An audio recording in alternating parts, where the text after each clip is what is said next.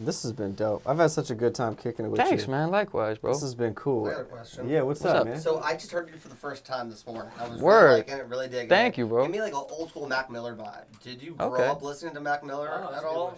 I definitely fuck with Mac. I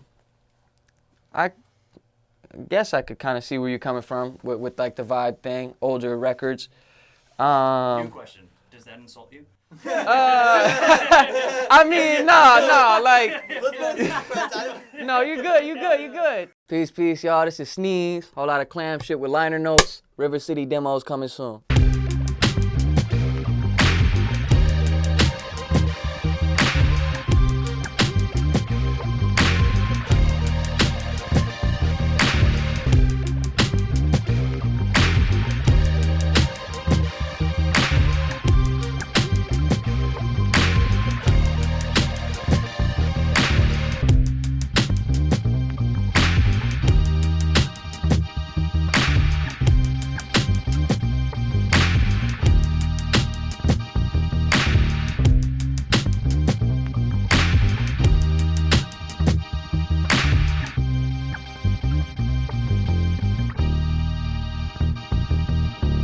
Oh, they were great sandwiches. You Were? missed out. I'm sorry. No, you're good. There might be a sandwich down there. Okay. Yeah. All right. Getting Subway out of business. Damn. Well, Subway sucks. Subway's Hey, look, I'm not mad at Subway, bro. Subway is there for me when I need Subway. When it's like, where else do I go? And it's McDonald's or Subway. Subway every time. Subway every time, bro. Well, yeah, no, given those two choices, I mean, Yeah,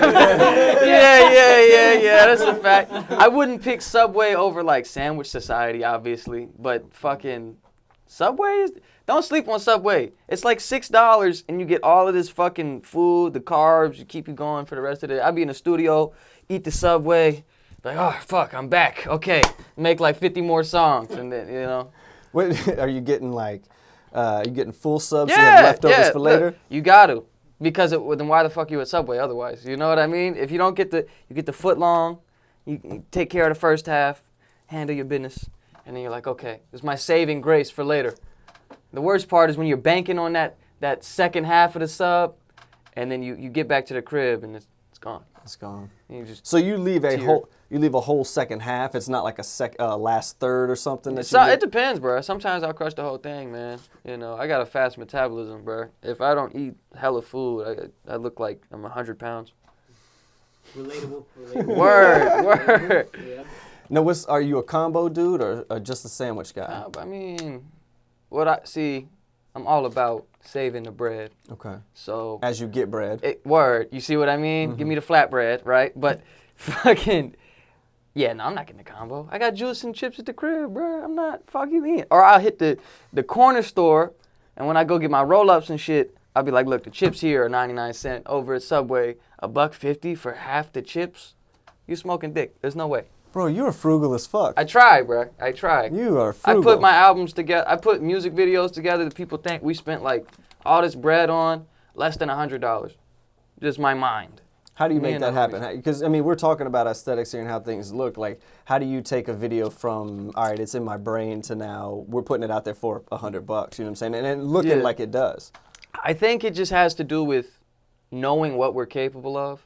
Because early on, I had a lot of problems with trying to create this vast supervision based on what I was inspired by. And at the end of the day, I don't have $20K to fucking throw into one music video. I can't do that. But as working with Max over time and becoming better as a director, I kind of started to understand little DIY things, you know, looking at tips and tricks from other directors and shit. And it was just figuring it out, being creative, not being afraid to do something that might look stupid but could look cool.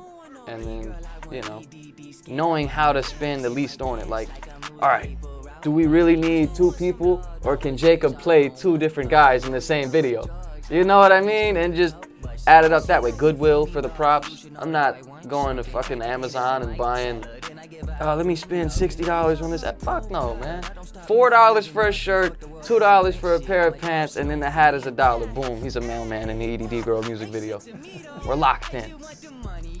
That's how you do it. At what point, okay, so you're creating a song.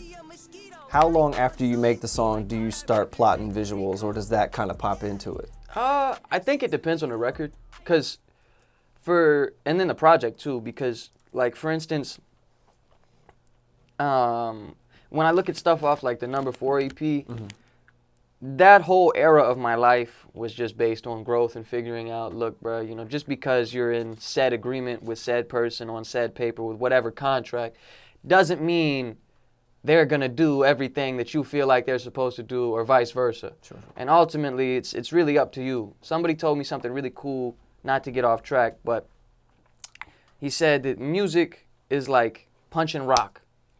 You're gonna punch rock for a long time, but eventually that rock is gonna break, and then you go up. The water floods. You get the bread. You do what you need to do. So, I say that to say, I thought early on, with all these crazy things revolving around me, you know, motherfuckers really kind of found me when I was 17. I'm only 19 now.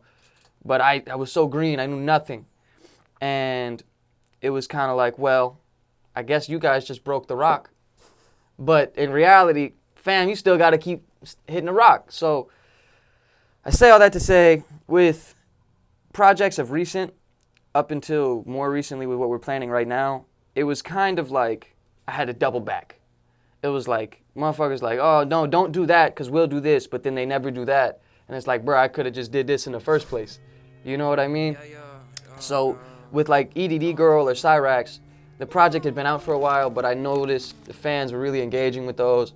So I was like, all right, bro, let me just make some cool music videos. Sleep was their cousin of death. No daydreaming, I stay scheming and wondering what's next. My mic check is obviously like a gun to your neck. And it also helped too, because if you put out a project, the world might not have heard that song, but you put out a video and then a little bit of bread behind it, brand new song. You know what I mean? It's only old to us. It's new to everybody who hasn't heard it. Yeah, so let's talk about that for a minute, because that's the thing that I think about with like music, is everybody wants like new music. Yeah. And I think that came from like the mixtape era of hip hop, where it was like you need to put out music every week, because Lil Wayne was dropping That's a fact. a whole 35-song mixtape every 8.5 hours. So I think like people got into like that quickness of that it could be produced that fast. And then I think also like us as a society with like, and we'll get into it, like TikTok and these quick attention span things, like I feel like we move on from music too fast. So how do you as an artist like slow that clock down and let somebody sit with some music? I think that's something I'm really learning right now. I recently made my first attempt at a single run, and what I noticed is stuff like that, at least from the way I was doing it, I probably could have planned it better, but it only works if you have enough engaged people, which ties into what we can talk about, the 1,000 fan theory that me and John Sway have been working on really heavily recently. But like for me, it was just too much at once. People are like, the core fans, yeah, they're catching it, but other people are like, okay, why do I give a fuck about it if you just put out something this week and next week? It turns oven content into microwavable shit. And it's like, why would I empty a whole clip of ammo? Why would I do that to myself? So to slow down the clock, I think it's important to realize, like, when you think McDonald's, ba-da-ba-ba-ba, I'm loving it. Everybody knows. Everybody knows. I refuse. You know, but, and sorry, we don't own that. You know what I mean? But I think it comes down to being able to do that with your brand and with your music. To make it mean more than just, oh, this is something that's out. Because McDonald's isn't just the sandwich, it's the whole aesthetic of McDonald's. It's the brand of McDonald's. It's ba-da-ba-ba-ba. Excuse me. But the gimmick, the things that tie it together. And I think something that as artists, it's logical, but it's just not the truth anymore. We think if we put ill-ass music out, it's going to work. And of course it plays a part, but once you get to a certain point of the quality of the music where it's like, okay, this could blow, just worry about the content. Because nobody gives a shit. The audience isn't stupid, but they're lazy. We have so much stuff. Why would I work hard to find your song? I could listen to DaBaby if I wanted to. Why do I care about Sneeze? You know what I mean? Mm-hmm. So it's about, I think, making them care, extending it, and not putting out too much. Because if you do put out too much, it's just, You water down your shit. Do you feel like it loses the value of somebody saying like, oh, I want to check that out, but there'll be another one. Or, Exactly. yeah. I'll just catch him on the next week. You're not making a big moment, you know. And the reason I had tried to do the single run is because I noticed I was making these big realms around the videos, you know. Rodney was introduced, you know. Shouts out Rodney if anybody knows him. Squirrely guy, Rodney. Word, you know, doing all these big realms around the videos and the songs, but I was stuck at a point like, what do I do next? How do I keep the realm going? Star Wars didn't stop after the first scene when you're like, oh my God, this is Death Star vibes. We know what's going on here. You know, they kept building the world. The universe got bigger and bigger. And I thought that if I was like, fuck it, I'll just flood them. That'll create the universe. But it doesn't. It doesn't, because it's like throwing a bunch of one-liners into the middle of a comedy special. It's like, bro, where is the continuity? Where is the things to tie it together? It doesn't build. So I think, I don't know. It's just up to webbing it together better. Pacing yourself. Do you find that same kind of, that going hard all the time versus kind of building and contextualizing some of that? Does that also play a part in like lyricism as well? Because, you know, there are battle rappers who I feel like could end careers every line and do, but they just put them together and there's a lot of times like it misses like that cohesiveness. Like, do you ever kind of feel like that when you're putting together your verses, or how do you put together your verses actually? Well, how do I put together my verses? It depends, because I mean I do a lot of different kind of shit. You know, a lot of people know me as a rapper, plain rapper. River City Demos is gonna change that though.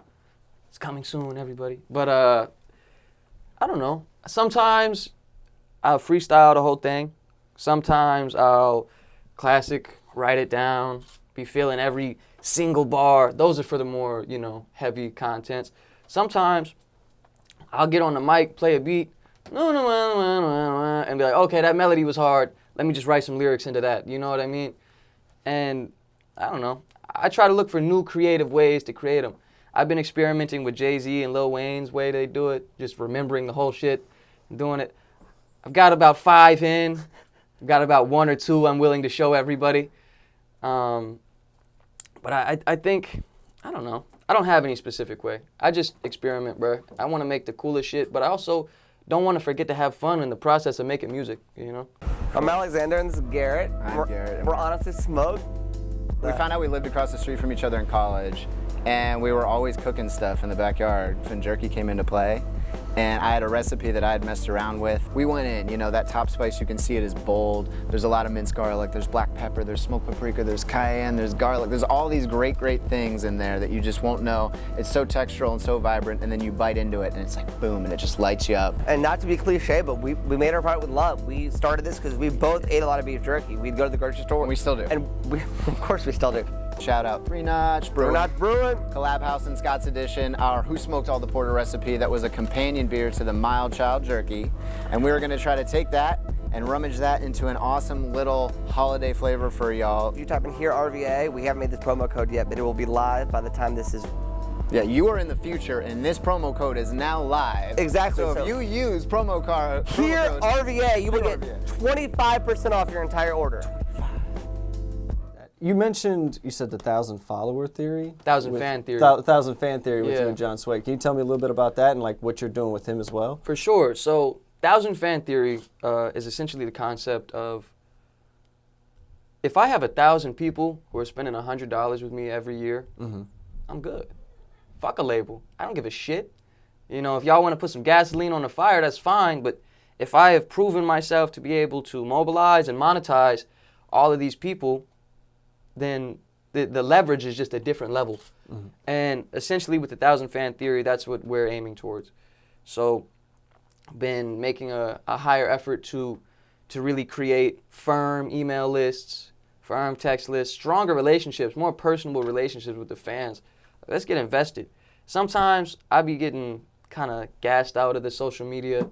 Like, I've overexposed myself. Can I have a second of life that I don't have to share? But it's important though, because as artists, it's like our responsibility to let it bleed for the people to see and experience, you know?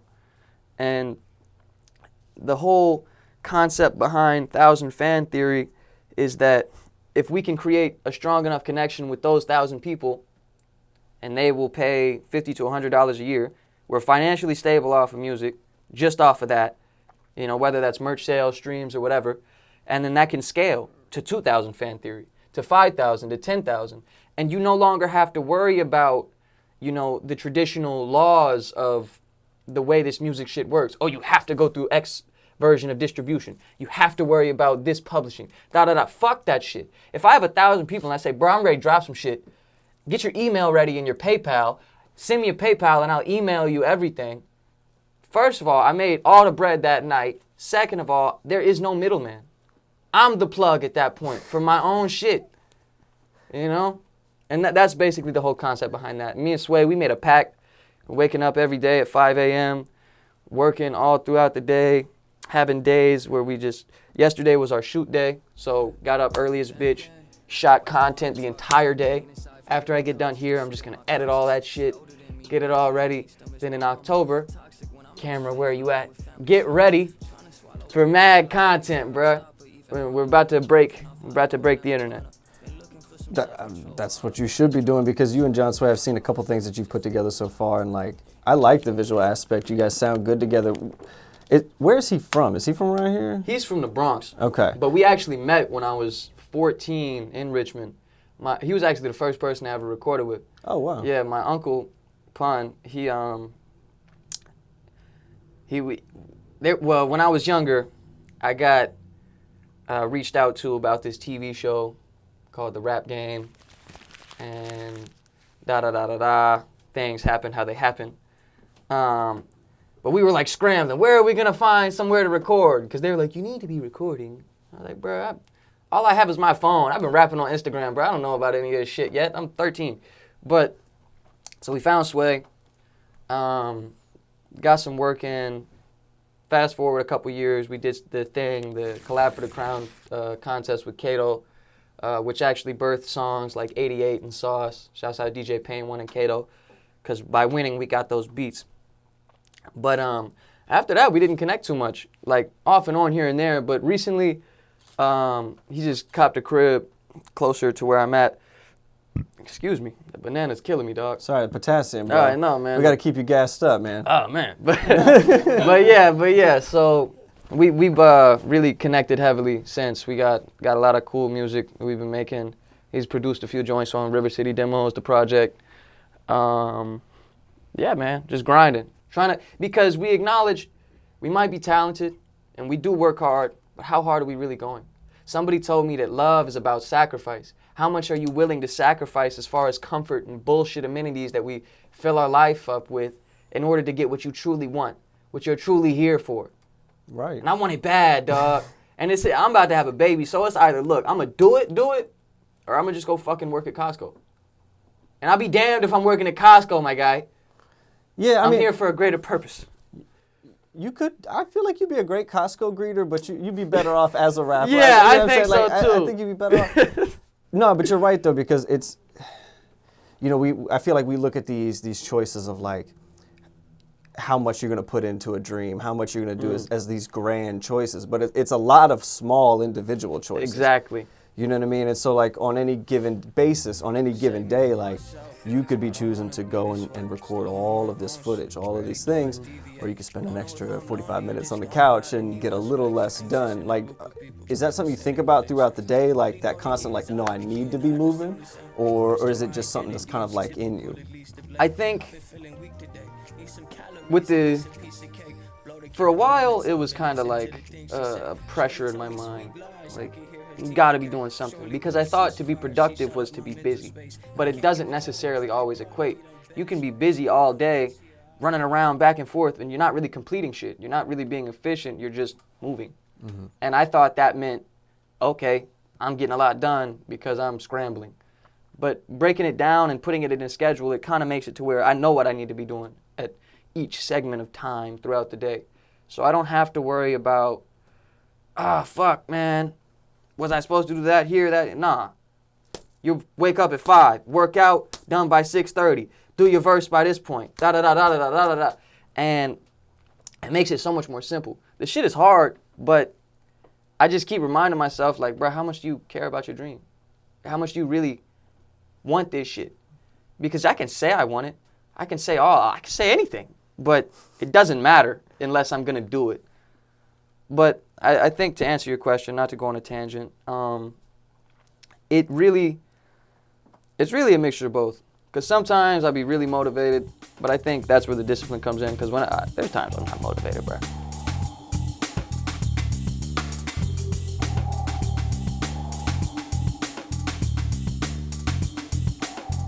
I started on like the Richmond scene with Silk.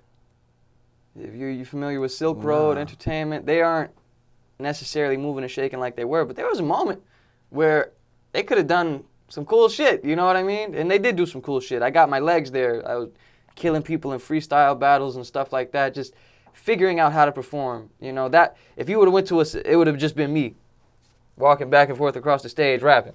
You know what I mean? But that's where I really learned. And then I do remember being 17, Radio B picking me up from my grandma's house. Like, come on, we're about to go to a Rap Elite event. Come on, let me introduce you to Nick and Vintage. Let me, da-da-da. And it was very helpful for me. But as far as like getting on the scene, I don't know. I just started saying yes to everything. Just trying to stick my nose in everything. But that was probably, I was like 15, 16. Probably more 16. Because, yeah, then I dropped my first mixtape when I was 17. You don't need to listen to that one. And some people still like it. They be saying it's their favorite shit, but you know how that goes. And then, yeah, it was kind of a lock since then. But I didn't think I really got solidified on the Richmond scene until I put Blue out. That really helped me. I think it separated me from like a nerd rapper and turned me more into an artist. So I came on to you listening to Self-Titled. That was like the first time that I had heard you on that album. And I love that joint. I mean, some of my favorite tracks on there are like Tightrope. I love Tightrope. You kind of talking about like, to me, like when I listen to that, I hear you looking at what the future possibly could be and seeing kind of what we just talked about like, you know, you could go lazy, you could go too hard, but it's this fine line that you're trying to walk. Like, you know, do you still feel that way looking forward? Do you still see that same destination in the future? I think the destination has never really changed. I think it's all been a matter of how I get there. Okay. I have moved and grown beyond things at that point in my life, but then also entered completely new opportunities that just came up last week and are the biggest opportunities of my life. But I think as of now, if I was to reflect on the person I was when I made Tightrope, the biggest differentiating factor is my understanding that I'm the one who has to punch the rock. I can't let nobody pull the trigger with me. Because there was a time when I thought, okay, I'm signed into this situation. I gotta wait for them to squeeze the shit. Fuck that. Fuck them. If they're not gonna do it, I'm gonna fucking do it. Because at the end of the day, this is my life. And I have to be in the driver's seat. I'd rather argue with somebody that is supposed to be on my team or whatever than fuck up my project. Self-Titled was supposed to drop January 21st, 2020. It came out September 20th because I didn't know how to put my foot down at the point. I didn't understand enough. I didn't realize how powerful I was, all the shit that I can do. And that I goes for any other artist, you know what I mean? But yeah, it's still the same destination because we're born to be great. Why would I die as anything less? You know what I mean? But at the same time, the means of getting there is different. I'm not looking for anybody to fucking hold my hand or anything like that. Like, even if this amazing opportunity was to fall through, fuck it. Who gives a shit? 1,000 fan theories. Suck my dick. You know what I mean? Word up. Make that shit shake regardless. So what influence, because you spent like 4 months out in LA, and I'm sure you were taking meetings and meeting people like, and seeing and talking to people of what they had to offer. Like, did that also kind of like steal your resolve to be like, I think I can get this on my own? Or you know, what was that process like? I think that, well, the person who exposed me to all of that, big shout out to bruh. I'm not going to necessarily bring up his name or anything, but he put me on to a lot of shit. And while I don't necessarily feel like he did all of the right things. I'm sure he doesn't feel like that for me either. But the biggest thing that taking those meetings showed me and things like that was, well, 2 things. First, turn off your fucking sensitive button in this shit, bro. Because people are going to do things and it's not personal. They're just looking out for their best interest. And then secondly, nobody is going to break an artist. An artist has to break themselves. TikTok, Instagram, not even really Instagram, more so TikTok, Twitter. This shit is what's going to break an artist. There's no record label is going to hit you up and say, hey, bruh, you only got 4,000 followers or whatever, but I fuck with you, so let's go up. No. They'll probe. They'll say, hey, man, I like what you're doing. Let me lend a fraction of a resource and see what you can do with that. And, I mean, that's up to you. That's still a chance. But it's like, why would I even start divvying shit up before I've got my own pie made in the first place? I'd rather make the pie, come to you like, look, bro, I don't give a fuck about your bakery. I got the best pie in this bitch. What is you talking about? You know what I mean? So, not to go off on a tangent, but yeah, it didn't rob the destination, because as I'm learning now with new opportunities, you know, everybody's different. Some people can approach it with no sensitivity button on and no starry eyes and be like, look, this is what we really got to do. And I respect that a lot. You know what I mean? But like I said, you know, it's all on me at the end of the day. 1,000 fan theory, worst case.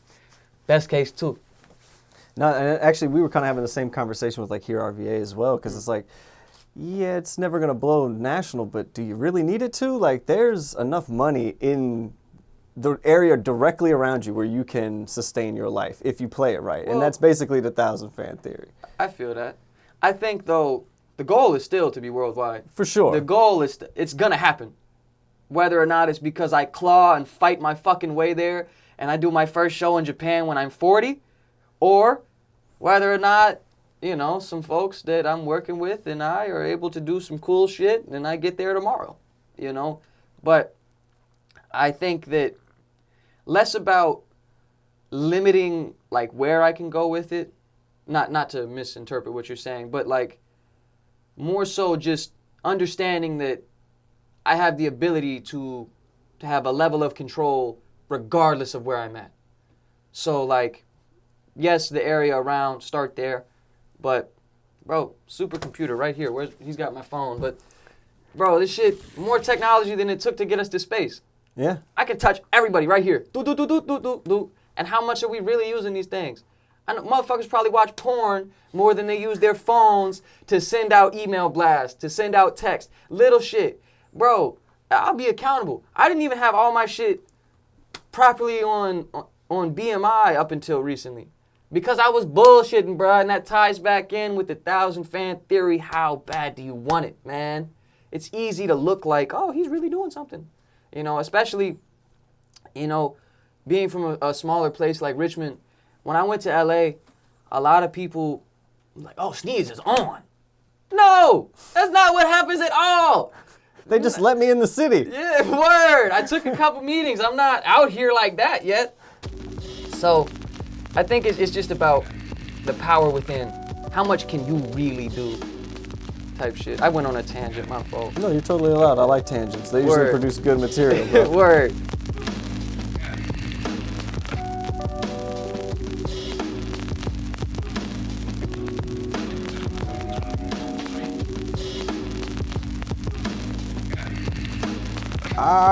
Anybody else got any questions right now? What's your relationship with you and Repo?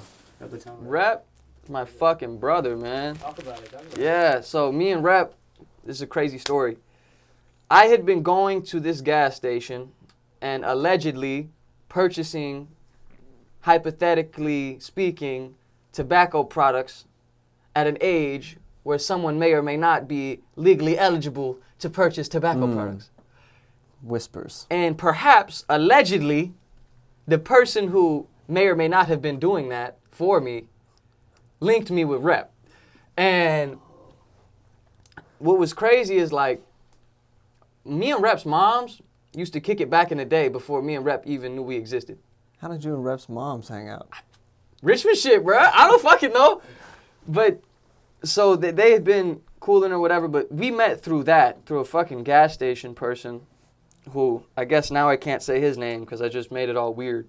But fucking shouts out the homie, bro. Shouts out the homie, bro. And fucking, I'll never forget. It was like a real hip hop moment. I went over, and when bruh got off, he was like, yeah, ride with me to my man. He's got a studio or whatever. Really, he could have killed me and took my organs, to be honest. But I was like, fuck it, let's do it. So one step closer. Yeah, word. Yeah. So I rode with them, and then I linked rep at the Nottingham Apartments, where we made Self-Titled, where we made Blue, where we made a lot of people's favorite shit. We made Yeah there too. Some of Self-Titled was made other places though. Anyway, we get there, like, what's good, bro? I'm Sneeze. Like, I'm rep. I'm like, I'm 17, 16. I'm so young and nowhere close to the artist I am today. But we basically do like a feel out freestyle, check your worth on some hit. We didn't even acknowledge this until recently. We were like, bro, we really kind of rap battled when we met. And we sat there and rapped for like 45 minutes, just back and forth freestyle. Like, oh, that was all right. But anyway, I got this shit. Oh, okay, but I got this shit. And then it just evolved, man. Like, me and Rep, no matter what happens, that's my dog, bro. We've fucking shared the same $5 thing of chicken, bro. Because that was all we had. And we crushed that shit and then made fucking 50 songs. Does Rep go to Subway?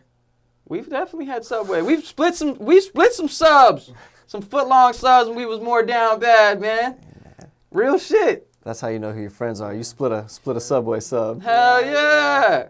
So has your like artistry kind of developed ever since Rep? Has he had an impact? Definitely. Rep was the first producer who I was able to work with heavily. Like, he was the first person I could articulate my vision of sonics to. And he also taught me how to produce. I'm nowhere near his level yet, but I'm figuring it out. But, you know, I remember, even to this day, like, bro, because he understands sneeze planations. Nobody else does. I can't explain it to anybody else but him and my homie Uli. PGB Renegade, shouts out my guy. Best engineer in the city, fuck with him. Also a great artist. But I'll be like, look, man, I just heard this Final Fantasy sample off of the intro of the game, and I want to mix it with me breaking this candy shit. And he's like, oh, say less. I know exactly what you're talking about. And then we create that, and I do Michael Jackson deucing a lot with Rep. So I'll be like, oh, it'd be cool if you went, people, what I do? You know what I mean? You ever seen that video of Michael Jackson, bro? Where he's like, well, I just tell the producer, I say, and he starts busting out shit like he's fucking Dougie Fresh. We do a lot of shit like that. And yeah, Rep played a huge role in me developing my sound. He also, even to this day, he's like, when I don't feel myself and recognize how ill and amazing I am, Rep is always somebody who's like, yo, you know you're a once-in-a-lifetime talent, right? Stop fucking playing games, man. I'm like, damn, you're right. All right, let's make 100 songs. So, you need those people on your side. You know what this is like? It's like the Eminem and Dr. Dre kind of vibe going on. If you count the fact that I'm white, you know. I think it all counts. Yeah, no, definitely. I'm just playing, bro. I'm just playing. I don't know if I see, but I guess I can see it.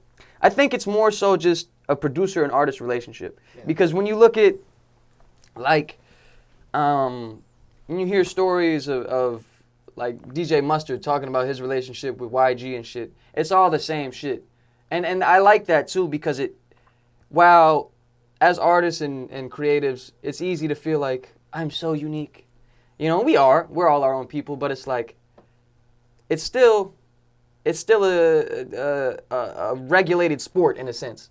Like, the shit is not that different than you might think. Like, when I went to Sanctuary sessions recently in New York, working with all those different artists, it was such an eye-opening moment, because it's like, oh shit, not everybody, but I'm not the only creative person. It gives you kind of a freedom to be like, fuck it, I'll try this. You know, I'll try this different lane and that different lane. And it shows that we're not so different, you know.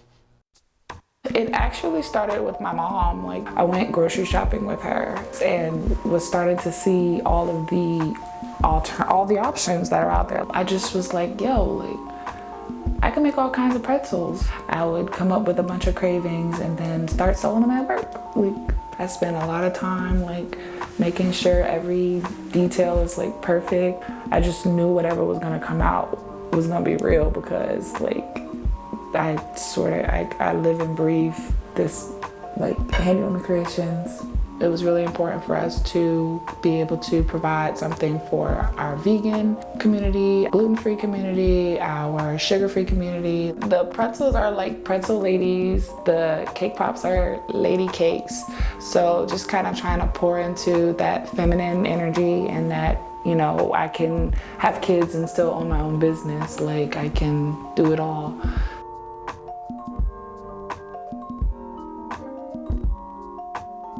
Do you think that relationship is important to, like, especially when you're crafting like an album or a project?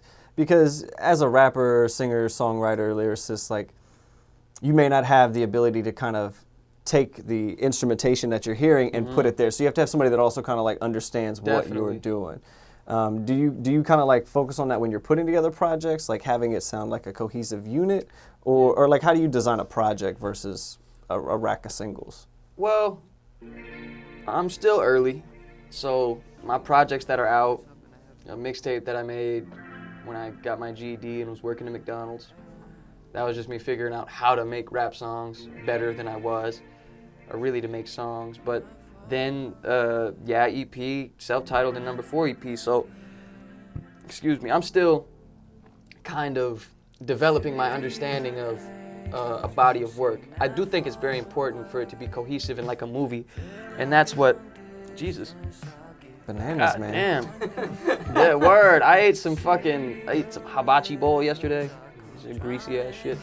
But doesn't sit well with the bananas. Word, hell nah. But it's definitely important. I think River City Demos is gonna be the best example of that, because it's a project we've literally been years in the making. You know, there's songs we made in LA, songs we made right when we got back. Even, is there anything? No, there's nothing. Nothing we made before that's gonna make it, but it's gonna come out regardless though. Keep an eye out.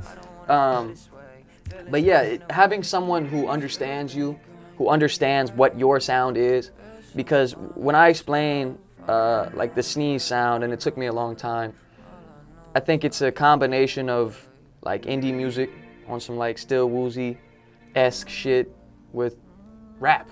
Like when you think of Detached, you know, even though that's the base form of it, that was like our first version of, okay, this is something we just made. We created a sound. Moving that into, you know, newer records like City of Rivers, can't wait for you guys to hear that shit. It kind of all full circle makes sense.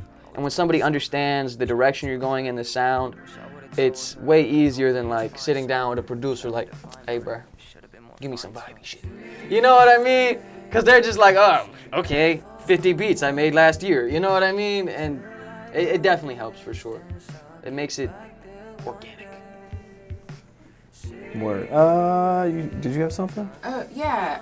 So with this whole interview, I wish I had you around when I was 19. Of just like knowing good work ethic when following your passions. But do you have like other people who are looking up to you as kind of like this guru guy following their passion? I don't know. I have younger fans that reach out a lot. Like, yo, bro, can you teach me how to rap, or how do you do this? But I got a little sister too. I guess I do. I think that comes with the territory, but I haven't, you know, if somebody stops me on the street, they're gonna be like, hey, Sneeze, They're not gonna be like, yo, listen, man, how the hell do you get up when you get up, man? You know what I mean? But that's me now. That's my move. But I think it just comes with like, you either do it or you don't do it, you know? And I spent a long time, you know, being good at this shit and trying hard, but trying hard when it was convenient for me. Trying hard when I was motivated, trying hard when, you know, I felt like the vibe was just right. But fuck that shit, bruh. Like, Try hard because you want to win. Try hard because this shit matters. Try hard because this is the most important fucking shit ever. It is. Listen, my music and my baby. That's it. Fuck everything else. I mean, obviously not my family and my homies and that. But you see what I mean? Like, you gotta live on an extreme level if you want an extreme fucking amazing thing to happen.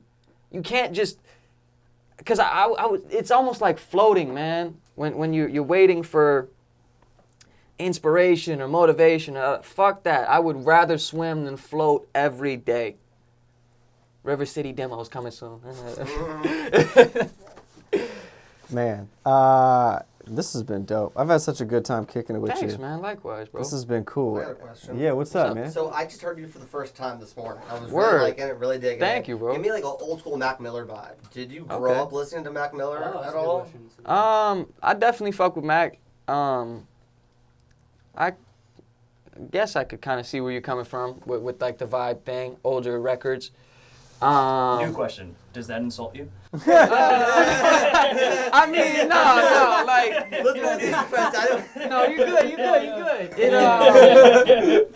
I think as a white rapper, I wasn't even comparing y'all because you were white. No, you good. Not it. It's like, but you know you hear the Jones like, oh, Asher Roth, Eminem, Mac Miller. You're like that. Nah, but with Mac though, yeah, I was definitely inspired by Mac Miller. You know what I mean? I think my craft, as far as like the modern music, is more of an accurate representation of Sneeze. Like, this is me. Nobody sound like this. Yeah. You know, and even personally, I don't think Mac Miller sound like me.